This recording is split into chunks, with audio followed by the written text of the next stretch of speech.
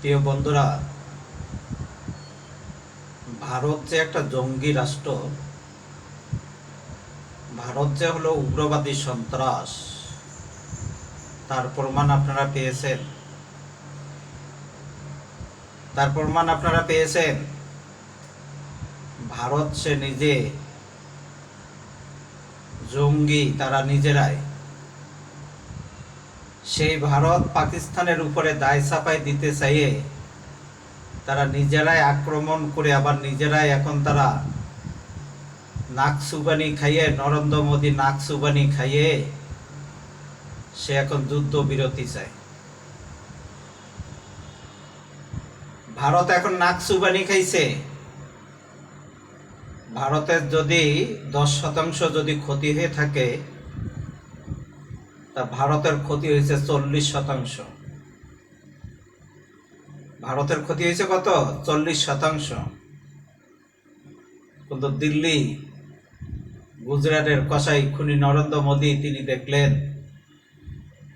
যে পাকিস্তানের সাথে তো আর পারা যাবে না, যে পাকিস্তানের সেনাবাহিনীরা যে তারা ভারতের যখন রাফাল যুদ্ধ বিমান যখন তারা ধ্বংস করলো,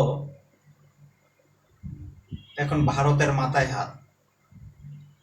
ভারতের সামরিক ঘাঁটিগুলোতে যখন 28টা সামরিক ঘাঁটিতে যখন পাকিস্তান যখন আক্রমণ করলো, সমস্ত সামরিক ঘাঁটিগুলা যখন উড়ে গেল,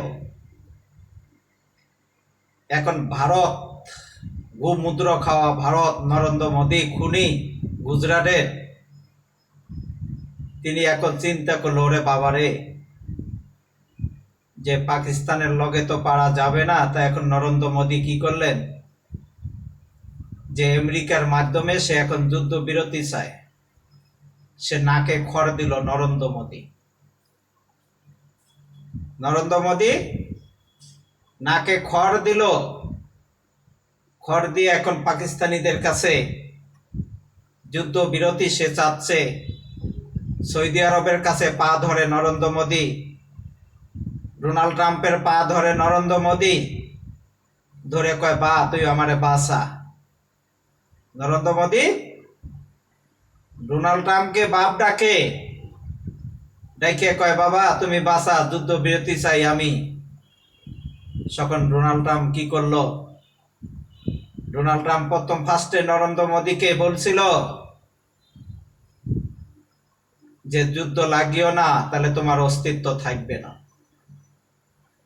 কিন্তু কোরআনে আছে যে ভারতের একদিন অস্তিত্ব থাকবে না, ভারত একদিন মাটির সাথে মিশে যাবে, ভারতের কোনো অস্তিত্ব থাকবে না। রাসূল সাল্লাল্লাহু আলাইহি সাল্লাম বলে গিয়েছিলেন যে এই ভারত একদিন মাটির সাথে মিশে যাবে, তাদের কোনো অস্তিত্ব থাকবে না, ভারতের কোনো চিহ্ন থাকবে না।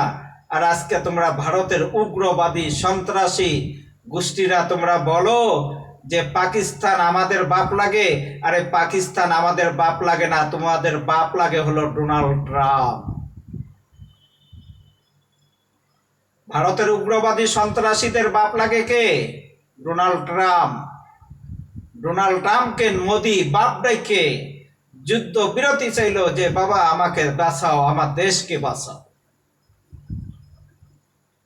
পাকিস্তানি সৈন্যদেরকে আমরা ধন্যবাদ জানাই, তাদেরকে আমরা স্বাগতম জানাই যে আপনাদের মতো গর্বিত সেনাবাহিনীকে আমাদের স্যালুট পাকিস্তানের।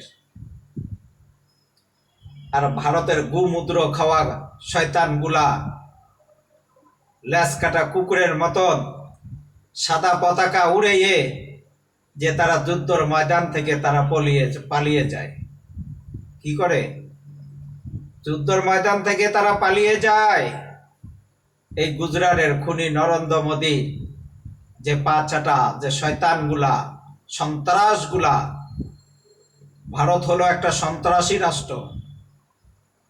ভারত কি একটা সন্ত্রাসী রাষ্ট্র? ওই যে গুজরাটের খুনি নরেন্দ্র মোদী, এই হলো সবচেয়ে বড় একটা জঙ্গি, সবচেয়ে বড় বদমাইশ। এই নরেন্দ্র মোদী সে গোমুদ্রা খাইয়াইয়ে সে কয় পাকিস্তানিদের সাথে সে লাগবে, কয় অপারেশন সিঁদুর। আরে তো সিঁদুরের কোনো মূল্য নাই।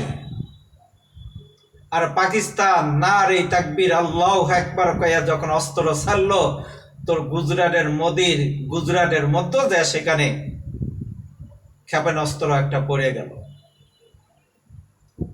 যখন গুজরাটে ক্ষেপণাস্ত্র পড়ল, মোদি কয় বাঁচাও, এখন আর বাঁচার কোনো উপায় নাই, বাঁচতে হবে। সকল নরেন্দ্র মোদি কি করলো? ডোনাল্ড ট্রাম্পকে বাপ ডাকা শুরু করলো, সৌদি প্রিন্সকে বাপ ডাকা শুরু করলো। তাদেরকে বাপ ডাকিয়ে তো নরেন্দ্র মোদি বলতেছে, কয় বাবা তুমি আমাকে বাঁচাও, কয় না হলে পাকিস্তানিরা তো আমাকে গরুর গোস্ত খাওয়াই ছাড়িয়ে দিবে। গুজরাটে খুনি নরেন্দ্র মোদিকে পাকিস্তানের সেনাবাহিনীরা গরুর গোস্ত খাওয়াই ছেড়ে দিছে এই গুজরাটের খুনি কসাই নরেন্দ্র মোদিকে। ওরে মোদি, তোর গুজরাট আর বাঁচার কোনো উপায় ছিল না, তোর দিল্লিকে পুরা ভারতবর্ষকে তোর বাঁচার মতো তোর কোনো ক্ষমতা ছিল না। যদি পাকিস্তানের কাছে যদি ক্ষমা পা ধরে যদি ক্ষমা না চাইতা, আর পাকিস্তান যদি যুদ্ধ বিরতিতে যদি সমর্থন যদি না দিত, তা তোর মতন নরেন্দ্র মোদি ওই ডোনাল্ড ট্রাম্পের পা ধরেও মাপ চাইয়েও কোনো শান্তি পাইতা না। এখন দেখবেন ওই যে ভারতের গুজরাটের কিছু সন্ত্রাসী, কিছু কঠোর হিন্দুত্ববাদী আছে, এরা হলো সন্ত্রাস। গুজরাটের যে কিছু হিন্দু সম্প্রদায় আছে এরা সন্ত্রাসী। আজকে দেখেন তারা ভারতে মুসলিমদের কবরস্থান তারা দখল করে, মুসলিমদের কবরস্থানের জায়গা তারা দখল করে নিতে চায়। তাহলে বোঝা গেল কি, ভারতের যে উগ্রবাদী যে সন্ত্রাসীরা, যে তারা ভারতের মুসলিমদের কাছে তারা এইভাবে ভিক্ষা করে যে বাবা তোমরা আমাদেরকে ভিক্ষা দাও, যে তো তাদের বাড়ি করার কোনো জায়গা নাই। গুজরাটের সন্ত্রাসদের বাড়ি করার কোনো স্থান নাই। এখন তারা চিন্তা করলো যে মুসলমানদের কবরস্থানের মধ্যে যদি এটা ওয়াকফ বিল করে পাশ করে যদি এটা নিতে পারি, তাহলে এই উগ্রবাদী সন্ত্রাসীরা তারা সেখানে বাড়ি করে তারা থাকবে। কিন্তু আমি ভারতের মুসলমানদেরকে বলতে চাই যে আপনাদের সংগ্রাম এবং আপনাদের লড়াই আপনারা চালিয়ে যান, যে আপনাদের সাথে বাংলার মুসলমান আছে এবং থাকবে, আপনাদের কোনো ক্ষতি করতে পারবে না। যদি গুজরাটের খুনি মোদি যদি কিছু করতে যদি চায়, তাহলে ভারতকে একবারে মানচিত্র থেকে মুছে ফেলবো, ভারতের কোনো মানচিত্র থাকবে না। ভারতের কোনো মানচিত্র থাকবে না, মানচিত্র একবারে মাটির সাথে মিশে যাবে। যদি একবার আমরা বাংলাদেশিরা যদি আমরা খেপে উঠি, যদি আমরা যদি চেতে উঠি, আরে আমাদের অস্ত্র লাগবে না, আমরা লাঠি দিয়ে পিটাইয়ে ওই গুজরাটের খুনি নরেন্দ্র মোদিকে লাঠি দিয়ে পিটাইয়ে তাকে সোজা করে আমরা ছাড়বো। যেমন আমাদের স্বৈরাচার বলাইছে না, কি বলেন?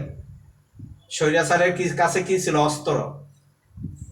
আর বাংলার ছাত্র সমাজ, বাংলার জনগণের কাছে কি ছিল? লাঠি, বাঁশের লাঠি। আর ওই 5 আগস্টের স্বৈরাচারের কাছে কি ছিল? বন্দুক। সে বন্দুকে কোনো কাম হয়েছে?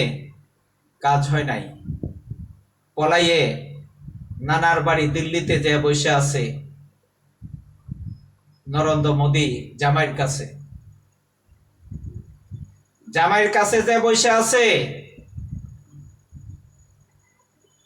আর ওই বাংলা ওখান থেকে বাংলাদেশের বিরুদ্ধে সে ষড়যন্ত্র করতে চায়। আরে তোমার ষড়যন্ত্র বাংলার জনগণ তোমাদেরকে রুখে দিয়েছে। এই জন্য আমি বলতে চাই যে বাংলাদেশ নিয়ে কেউ খেলা করতে চেয়ে না, তাহলে তোমাদের ভারতের কোনো অস্তিত্ব থাকবে না। তোমাদের ভারতের কোনো অস্তিত্ব থাকবে না, ভারতের অস্তিত্ব শেষ, ধুলার সাথে মিশে যাবে। কি দেখতে চান? তাহলে আমাদের বাংলাদেশিদের সাথে ভারতকে লাগতে বলেন, ভারতকে ধুলার সাথে আমরা মিশে দেব, ভারতের মানচিত্র থাকবে না। সেখানে নারে তাকবীর আল্লাহু আকবার পতাকা উঠবে ভারতের মধ্যে, ভারতের পার্লামেন্টে সেখানে নারে তাকবীর আল্লাহু আকবার পতাকা সেখানে উঠবে। কিন্তু গুজরাটের খুনি নরেন্দ্র মোদী সে এখন ডোনাল্ড ট্রাম্পকে বাপ ডেকে কয়, বাবা তুমি আমাকে পাকিস্তানের হাত থেকে তুমি বাঁচাও, কয় না হলে তো আমার গদিও শেষ, আমিও শেষ। আরে মোদী, এখন কেন চিন্তা করো? ওই গুমুদ্রা খাইয়ে ওই বুদ্ধি নিয়ে পাকিস্তানিদের গরু খাওয়ার বুদ্ধির সাথে তোমার বুদ্ধি কোনোদিন খাটবে না। কেন পাকিস্তানিরা তারা গরু খায়, আর তুমি নরেন্দ্র মোদী খাও গুমুদ্রা। তো ওই গুমুদ্রা খাইয়ে ওই গুমুদ্রার বুদ্ধি তো ওই গুমুদ্রার মতন, আর তুমি পাকিস্তানিদের সাথে তুমি লাগতে চেয়েছিলা, আর পাকিস্তানিরা তোমাকে এমন নাক সুবানি দিয়েছে, তুমি মোদি এখন সেভাবে জোরহাত করে এখন পাকিস্তানিদের কাছে তুমি এখন জোরহাত করে ক্ষমা চাচ্ছ, ক্ষমা। ও মোদি, তোমার গদি থাকবে না, তোমার অস্তিত্ব থাকবে না, তোমার সবকিছু শেষ হয়ে যাবে।